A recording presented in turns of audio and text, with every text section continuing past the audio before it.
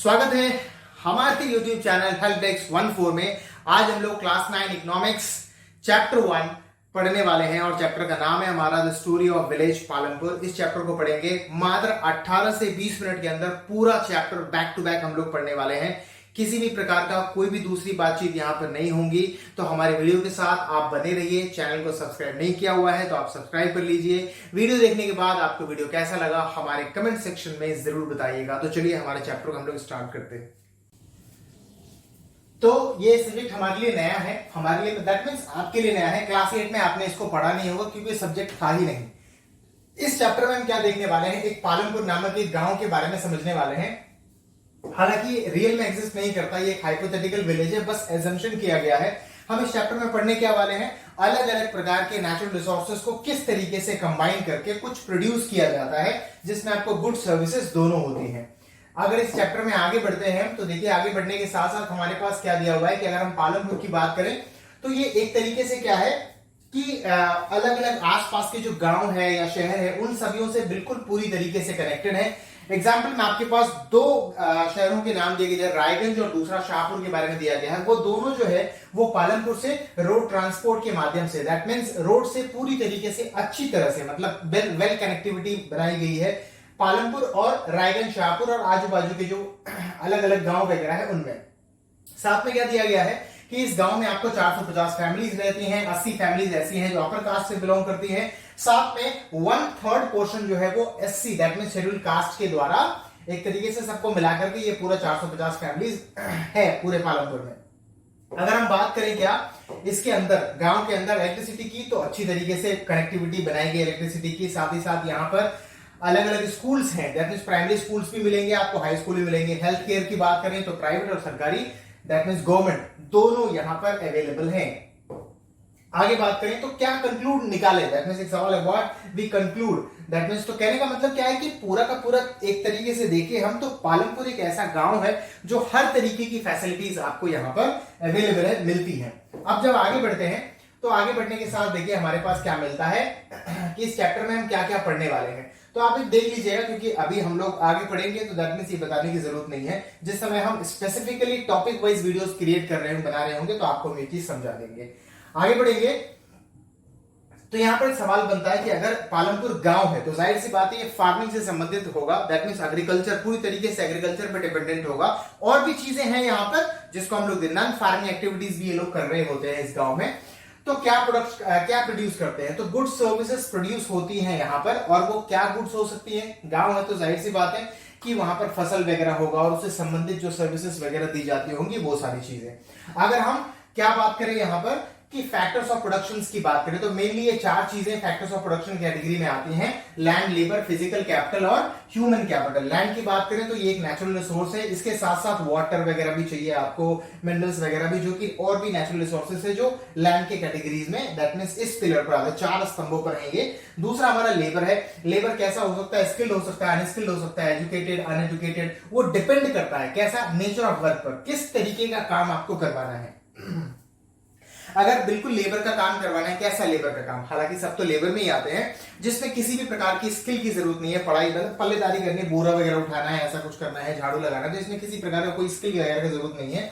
तो ये मान लीजिए कि अगर खेती की बात कर रहे हैं हम, तो खेती में क्या है, कभी कभी घास वगैरह निकालना पड़ता है, उसको छांटना पड़ता है, काटनी पड़ती है उसको, तो कई प्रकार से स्किल किसी किसी कामों में स्किल लगती है और किसी कामों में नहीं लगती, तो वैसा डिपेंड करता है। आप जैसा काम आपको चाहिए वैसा लेबर आप लेते हैं। फिजिकल कैपिटल की अगर बात करें तो 2 प्रकार के कैपिटल आते हैं, फिक्स्ड और वर्किंग।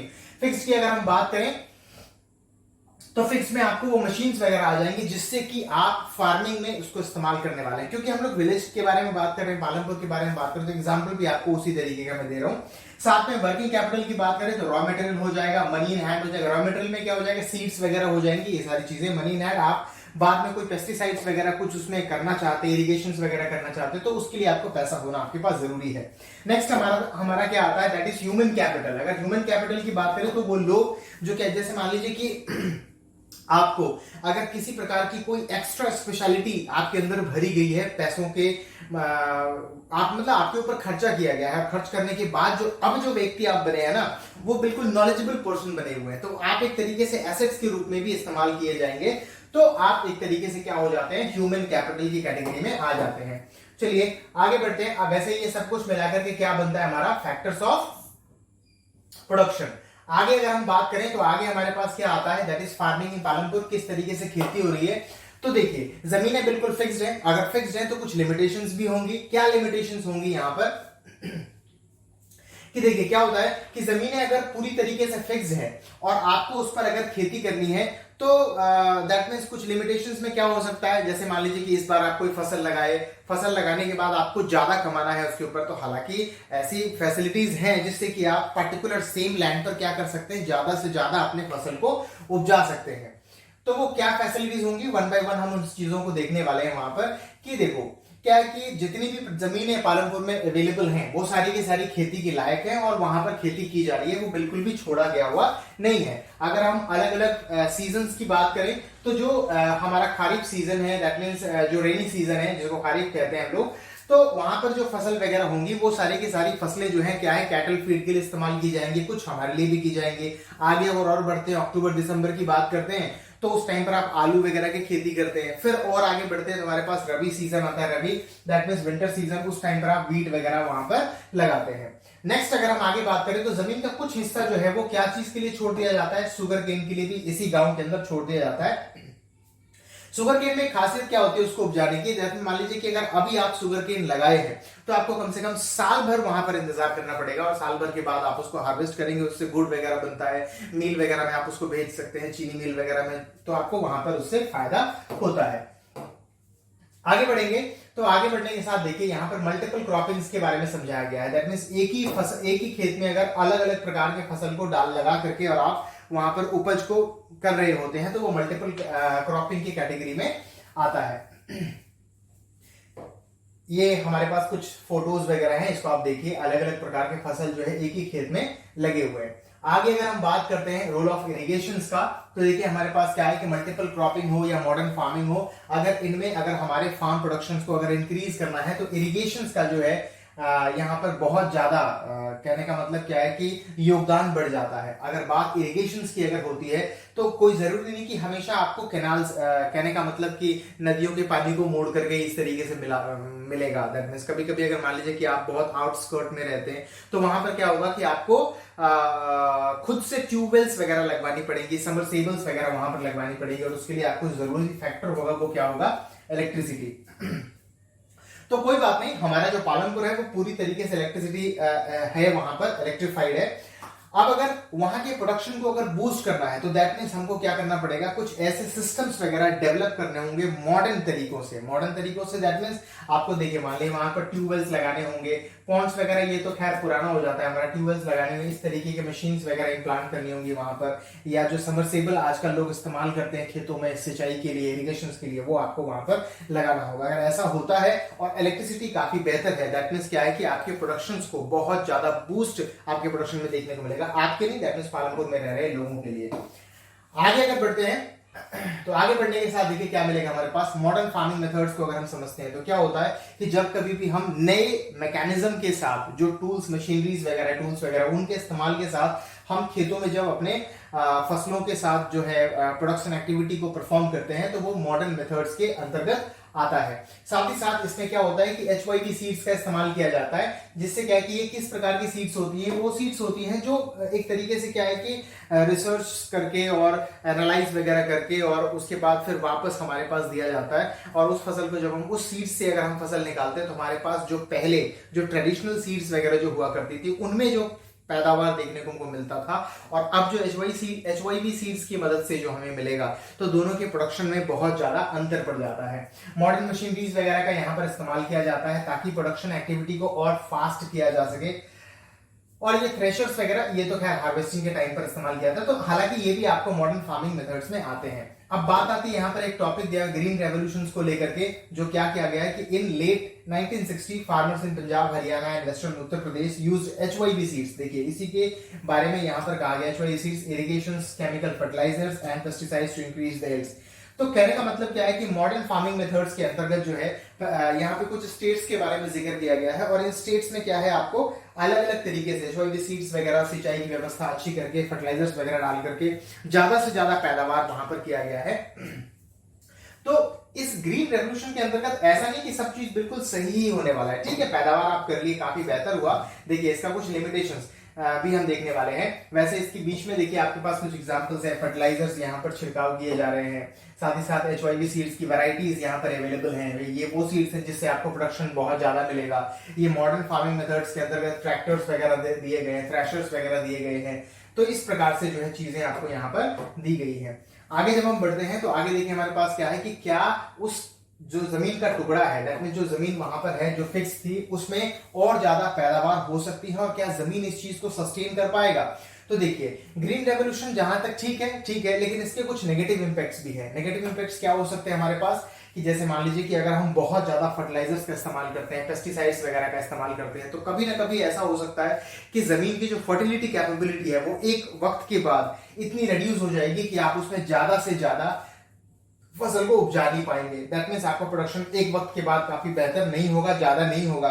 दूसरा क्या है कि अगर ट्यूबवेल्स का अगर आप ज्यादा इस्तेमाल करते हैं, समरसेबल्स वगैरह का ज्यादा इस्तेमाल करते हैं इरिगेशन पर्पस के लिए, तो एक वक्त ऐसा आएगा कि जो ग्राउंड वाटर का जो लेवल है वो इतना घट जाएगा कि बहुत मुश्किल आ जाएगी। क्या होता है कि अगर लगातार आप इन रिसोर्सेज को इस्तेमाल करते चले जाते हैं तो एक तो आपकी सोइल की फर्टिलिटी डिक्रीज होती है, साथ में आपको ग्राउंड वाटर में भी बहुत ज्यादा डेप्लेशन देखने को मिलता है, जो कि सालों में कई साल लग जाते हैं उसको बनने में। तो क्या है कि ठीक है, एग्रीकल्चर एक्टिविटीज होनी है, ग्रीन रेवोल्यूशन होनी है, लेकिन अल्टरनेट मेथड्स के साथ होनी है। हमको ये चीज प्रिजर्व करना है। एक टॉपिक भी आपको मिलेगा that is sustainability of development, तो वो आपको दूसरे सेक्शंस में पढ़ने को मिलेगा। इस चैप्टर में तो आपके पास वो चीजें नहीं है। तो हमें क्या करना चाहिए कि जो फार्मिंग एक्टिविटी है वो तो होनी चाहिए, उसके साथ साथ हमारे फ्यूचर के लिए भी हमको हमारे एनवायरनमेंट को बचा कर रखना चाहिए, हमारे नेचर्स को ज्यादा से ज्यादा उसका डेप्लीशन ना हो, इसके अलग अलग मेथड्स हमको ढूंढने रहने चाहिए लगभग हमेशा। आगे बढ़ते हैं तो आगे बढ़ने के साथ देखिए अगर हम लैंड डिस्ट्रीब्यूशन की बात करें तो लैंड बिल्कुल अनइवन तरीके से डिस्ट्रीब्यूटेड है। किस तरीके से? छोटे किसान हैं, बड़े किसान हैं, बीच मझोलिए किसान हैं, small farmers, middle farmers and large farmers, इस तरीके से है। देखिए क्या है कि लैंडलेस हो सकता है, और जैसे होता है ना कि कुछ लोग बहुत ज्यादा जमीन वाले होते हैं, जमींदार वगैरह, उसी में कुछ छोटे किसान वगैरह होते हैं, और जो एक और बहुत जो कम बिल्कुल जिनके पास जमीन होता ही नहीं, या जमीन इतना होता है जिससे उनका खुद का भी गुजर बसर नहीं हो सकता, तो वो सारी चीजें हैं। देखिए क्या दिया हुआ है कि लैंड तो एक इंपॉर्टेंट फैक्टर है, ये सब हम सभी लोग समझते हैं। इसके साथ साथ हम देखेंगे क्या कि देखिए लगभग सारे लोग इसमें एंगेज हैं ऐसा बिल्कुल भी नहीं है। कुछ लोग इसमें लेबर्स का काम करते हैं, कुछ लोग आपको नॉन फार्मिंग एक्टिविटी वहां पर परफॉर्म कर रहे होते हैं, और कुछ लोग ऐसा है जिनके पास जमीन बहुत ज्यादा है लेकिन वो लेबर से काम करवा रहे होते हैं। देखिए क्या है कि some do not have land, कुछ के पास जमीन बिल्कुल भी नहीं है, कुछ के पास स्मॉल छोटे छोटे जमीन के टुकड़े पड़े हुए हैं, और कुछ ऐसे हैं जिनके पास इतना ज्यादा जमीन है दैट मींस आप सोच भी नहीं सकते। आपके भी गांव में जो है इस प्रकार की चीजें यहाँ पर दी गई होगी। बुक में आपके पास क्या है कि एक स्टोरी दी गई है, किसके बारे में? गोविंद के बारे में, जिसको आप वहां पर पढ़ लेंगे, कुछ चीजें आपको वहां पर क्लियर हो जाएंगे। आगे बढ़ते हैं तो आगे बढ़ने के साथ देखिए हमारे पास क्या आता है, ये एक ग्राफ है किस तरीके से दिया गया है, ये आप देख लीजिएगा। आगे बढ़ेंगे तो हमारे पास क्या है कि who will provide labour. Next जो फैक्टर हमारा क्या आता है लेबर्स को लेकर के, तो लेबर्स कहां से मिलेंगे, कौन देगा लेबर, तो ये एक दूसरा फैक्टर है जो कि बहुत ज्यादा इंपॉर्टेंट है। एग्रीकल्चर करने के लिए आपको लेबर्स की जरूरत पड़ेगी। जो छोटे किसान होते हैं, जो छोटे छोटे किसान होते हैं ना, वो अपने खेतों में तो काम करते ही करते हैं, साथ ही साथ वो अपने फैमिली मेंबर्स को भी उसमें इंगेज करते हैं, वो सारे के सारे मिलकर के काम करते हैं। अगर उसके बाद अगर इनके पास वक्त होता है, वक्त क्या होता ही है, जमीन तो बहुत कम होती है, तो ये वापस इनके खेतों में भी एज ए लेबर काम करते हैं। ये क्या करते हैं, लोगों को हायर करते हैं और फिर अपने खेतों पर काम करवाते हैं। कौन कौन? ये मीडियम वाले और साथ में लार्ज फार्मर्स जो होते हैं। स्मॉल फार्मर्स को अगर हम बात करें तो स्मॉल फार्मर्स में खेती बहुत कम ही होता है उनके पास। चलिए, और अगर आप आगे बात करें कि कुछ फार्म लेबर्स वगैरह कौन होते हैं, तो वैसे लोग, ऐसा नहीं कि गांव में हर किसी के पास जमीन होगा ही होगा, ऐसे भी लोग हैं जिनके पास जमीन बिल्कुल भी नहीं होंगी, तो वो हमारा क्या हो जाएगा, एज ए फार्म लेबर्स वो काम करेंगे। चलिए आगे बढ़ते हैं तो आगे बढ़ने के साथ एक स्टोरी यहां पर दी गई डाला और रामबली के बारे में, वो आप पढ़ लीजिएगा बुक में। आगे बढ़ेंगे तो नेक्स्ट आता है हमारा कैपिटल से संबंधित, जो कि हमारा थर्ड फैक्टर था। तो कैपिटल में क्या है कि अगर मॉडर्न फार्मिंग मेथड्स की अगर हम लोग बात करें तो वहां पर कैपिटल इनिशिएटिव होता है, पैसा बहुत ज्यादा आपको यहाँ पर लगता है। छोटे किसान होते हैं वो भी पैसों का बंदोबस्त करते हैं। कैसे करते हैं? दैट मीन्स मान लीजिए कि उनको जो मनी लेंडर्स वगैरह होते हैं उनसे पैसे ले लेते हैं, जो बड़े किसान वगैरह होते हैं उनसे वो पैसे ले लेते हैं। तो यहाँ पर एक बात भी कही, क्या पैसे लेना सही है या गलत है? जैसे मान लीजिए कि कभी कभी हमने पैसा लिया, दैट मींस एक स्टोरी सविता की उसके बारे में बताई गई बुक में, आप देखेंगे तो आपको पढ़ने को मिलेगा कि पैसे लिया, पहला बार हुआ ही नहीं, तो अगली बार हमको वापस पैसा लेना पड़ेगा, तो हम कर्ज के नीचे दबे रह जाते हैं। तो सही है वो गलत है, वो डिपेंड करता है अलग अलग सिचुएशंस पर। चलिए अब बात करें कि अगर हम मीडियम और लार्ज फार्मर्स की बात करें तो उनके पास खुद की सेविंग भी होती है। खुद की सेविंग कैसे? फार्मिंग एक्टिविटी को अगर मान लीजिए किसी साल में बहुत अच्छा हुआ तो उसको उसमें से निकला हुआ पैसा जो है उसको संभाल के रखते हैं, अगली बार उसी पैसे को वो यूटिलाइज करते हैं फार्मिंग एक्टिविटी को परफॉर्म करने के लिए। जब आगे बढ़ते हैं तो नेक्स्ट आता है हमारा सरप्लस ग्रेन्स के बारे में, सरप्लस प्रोडक्ट्स के बारे में। क्या होता है सरप्लस? जो ग्रेन्स वगैरह जो मान लीजिए हमारे रिक्वायरमेंट से ज्यादा हमारे पास जो उपज होता है, और जैसे मान जितना हमको उपज है उतना हमने रखा हुआ है, और बाकी जो एक्स्ट्रा जो होता है ना वो हमारे पास क्या कहलाता है? सरप्लस प्रोडक्ट कहलाता है। दैट मींस एक्सेस जो प्रोडक्शन होता है वही हमारा सरप्लस ग्रेन्स या सरप्लस प्रोडक्शन कहलाता है। यहाँ पर एक स्टोरी भी दी गई है सविता और गोविंद संघ के बारे में लेकर के, कि सभी के पास सरप्लस नहीं भी हो सकता है। छोटे किसान के पास भी होते हैं लेकिन बहुत कम होते हैं। लार्ज किसान के पास, जो लार्ज फार्मर्स होते हैं उनके पास बहुत ज्यादा सरप्लस होता है। वो क्या करते हैं? मार्केट में बेचते हैं और पैसे बहुत ज्यादा मुनाफा कमाते हैं। अब यही पैसा वो अपने पास रख लेते हैं। बाद में जो छोटे किसान होंगे उनको वो लोन के तौर पर ब्याज पर पैसा इस तरीके से वो वहां पर देंगे, देने का काम करते हैं। चलिए आगे बढ़ते हैं। तो आगे नेक्स्ट हमारे पास क्या आता है? That is non farming activity. Non farming activity की अगर हम लोग बात करें तो ये क्या है?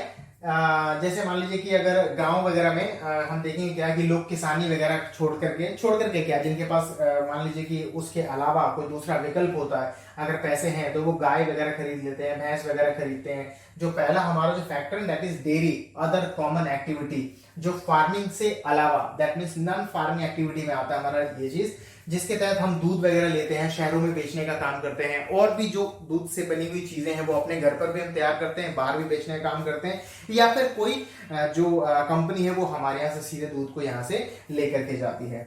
आगे जब बढ़ते हैं तो देखिए आगे हमारा सेकंड फैक्टर क्या आता है? That is small scale manufacturing. Palanpur small scale manufacturing में क्या क्या होता है हमारे पास? देखिए कि production of goods at small level, छोटे छोटे स्तर पर चीजों की यहाँ पर मैन्युफैक्चरिंग होती है। क्या क्या होता है जरा देखिए, घर पर क्या क्या हो सकता है। जैसे मान लीजिए ये जो प्रोडक्शंस वगैरह जो आप देख रहे हैं ना, यहाँ ये जो दो फोटोज वगैरह देख रहे हैं, यहाँ पर जैगरी का प्रोडक्शन हो रहा है, गुड़ जो आप देखते होंगे वो चीजें हो रही हैं, जो घरों में हो सकता है खुद के लोगों को मिला करके, दैट मींस अपने घरों के मेंबर्स, फैमिली मेंबर्स को मिला करके भी किया जा सकता है, या फिर जो है आपको लेबर्स वगैरह भी एक आध दो लग सकते हैं वहां पर। तो ये स्मॉल स्केल दैट मींस ये नॉन फार्मिंग एक्टिविटी के अंतर्गत आता है। नेक्स्ट जो हमारा क्या है कि शॉपकीपर्स की बात करें, शॉप जो हमारा थर्ड जो यहाँ पर बात जो की गई है ना नॉन फार्मिंग एक्टिविटी के अंतर्गत, वो शॉपकीपर्स को लेकर के बताई गई है। शॉप्स कई प्रकार की हो सकती है, राशन का दुकान हो सकता है, बीज का दुकान हो सकता है, कपड़े का दुकान हो सकता है, चाय वगैरह की दुकान हो सकती है। गांव है तो ये छोटी छोटी चीजें वहां पर होंगी। खासकर ये आपको गांव में मिलेगा, बस स्टैंड्स वगैरह, टेम्पो स्टैंड्स वगैरह वहां पे मिलेगा। एक कंप्यूटर सेंटर के बारे में बताया गया है, लोगों को रोजगार भी मिल रहा है, दैट मींस कुछ लोग वहां पर पढ़ाने का भी काम कर रहे होंगे और साथ ही साथ बच्चे वहां पर पढ़ भी रहे होंगे, तो कोई व्यक्ति को वहां पर रोजगार मिल भी रहा होगा और कोई रोजगार पैदा भी कर रहा होगा। तो ये चीजें आपको गांव में देखने को मिलेगी। नेक्स्ट क्या आता है? ट्रांसपोर्ट। ये एक ऐसा फैक्टर है जो नॉन फार्मिंग एक्टिविटी के अंतर्गत आता है। ट्रांसपोर्ट के एग्जांपल में ये भैया जो है मैडम जी को रिक्शा पे बिठा करके लेकर के जा रहे हैं ना, तो ये आपको नॉन फार्मिंग एक्टिविटी में आता है। इसके साथ साथ बस, टेम्पू, रिक्शा, ठेला, ये सब कुछ आपको वहां